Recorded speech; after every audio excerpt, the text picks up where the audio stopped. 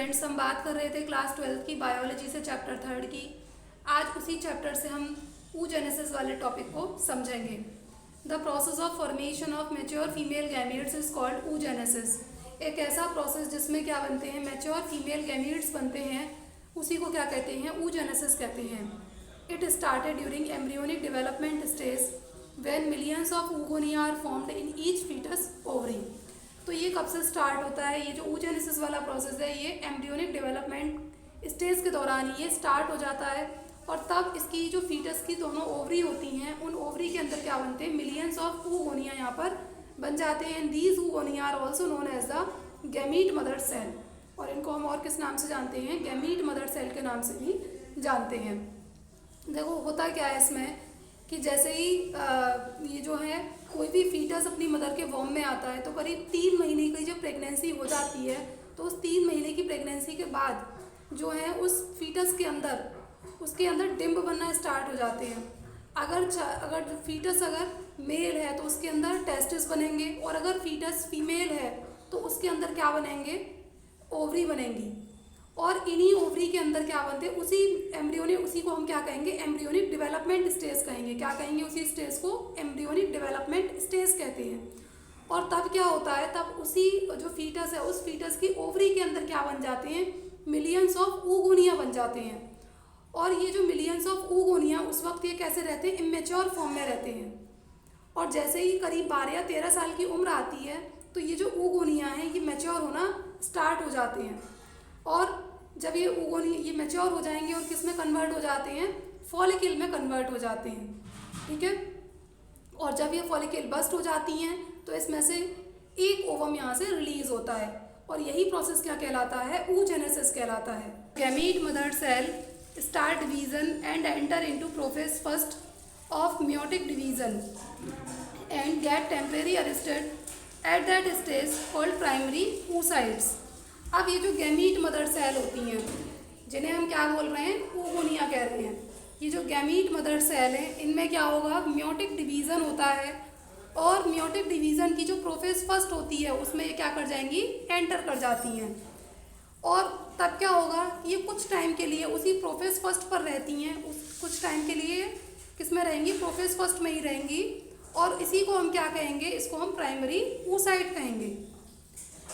Next इसमें each primary oocyte get surrounded by a layer of granulosa cell, then it called the primary follicle.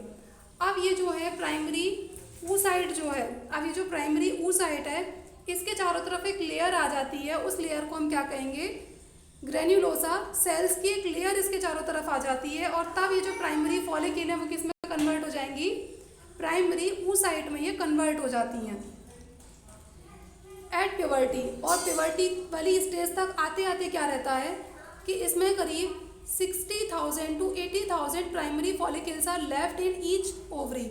और puberty वाली stage करीब 12 और 13 साल वाली जो स्टेज आती है तब तक क्या रहेगा कि काफ़ी सारी जो oogonia है वो यहाँ से डिस्ट्रॉय हो जाती हैं, और दोनों ओवरी के अंदर करीब कितनी oogonia बचेंगी, 60 से 80,000, 60 to 80,000 प्राइमरी फॉलिकल्स इसके अंदर रह जाती हैं। अब जो डिवीज़न होगा अब प्राइमरी फॉलिकल्स के अंदर होगा। अब ये जो प्राइमरी फॉलिकल्स होती हैं इनके चारों तरफ ये कुछ ऐसे इसके अंदर दिखाई देती हैं। ये क्या है, ये ओवरी का वो दिखाया गया है, स्ट्रक्चर दिखाया गया है। इसके अंदर ये कुछ ऐसे प्राइमरी oocytes इसके अंदर रहेंगी, या प्राइमरी फॉलिकल्स जो हैं वो इसके अंदर इस तरह से रहती हैं। प्राइमरी फॉलिकल्स का ये स्ट्रक्चर ऐसे रहेंगी। अब जो डिवीज़न होगा वो प्राइमरी फॉलिकल्स के अंदर होगा। Primary follicle get surrounded by more layer of granulosa sales.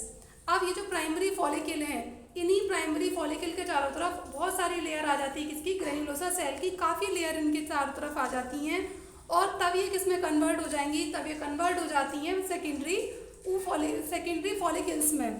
तब इनको हम क्या कहेंगे, सेकेंडरी फॉलिकल कहेंगे। That transform into tertiary follicle.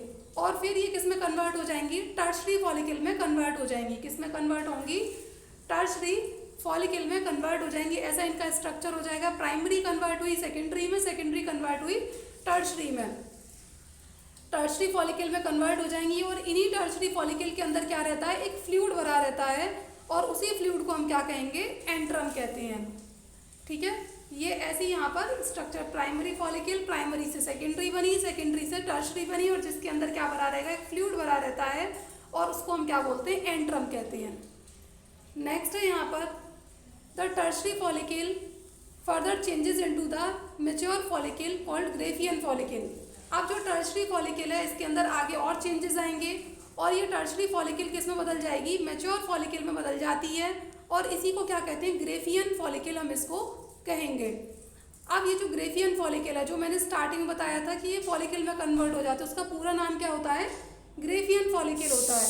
अब ये जो ग्रेफियन फॉलिकल है which rupture to release secondary oocyte, ये रप्चर हो जाएगी, और इसमें से जो सेकेंडरी oocyte है, जो प्राइमरी oocyte के चारों तरफ आके वो जो सेल्स कवर हो गई थी, उन वो सेल्स जो हैं उन्होंने ही मिलकर क्या बना दिया था, सेकेंडरी oocyte को बना दिया था। अब ये जो ग्रेफियन फॉलिकल वो रप्चर हो जाएगी और सेकेंडरी oocyte में कन्वर्ट हो जाएगी, और जिसमें से क्या होगा, ओवरी, वहाँ से ओवरी में से, मतलब ओवरी से जो सेकेंडरी oocyte है, ग्रेफियन फॉलिकल रप्चर हुई, ग्रेफियन फॉलिकल के बाद इसमें से जो सेकेंडरी oocyte है वो ओवरी से रिलीज हो जाएगा, और इसी को हम क्या बोलते हैं, ओव्यूलेशन हम इसको कहते हैं। अब यहाँ पर ये देखिए, इसके अंदर क्या थी, हमने यहाँ पर ऊगोनिया रहती हैं, है ना, इमेच्योर ऊगोनिया रहेंगी, ये डिफ्रेंशिएट होंगी, और किस प्रोसेस से होती है, माइटोसिस प्रोसेस से ये डिफ्रेंशिएट होती हैं। माइटोसिस प्रोसेस से ये अपना नंबर बढ़ाएंगी। इसमें से जो एक सेल होती है वो बहुत ज़्यादा मैच्योर हो जाती है, और बहुत मैच्योर होने के बाद उसी को हम क्या बोलते हैं, प्राइमरी oocyte कहते हैं।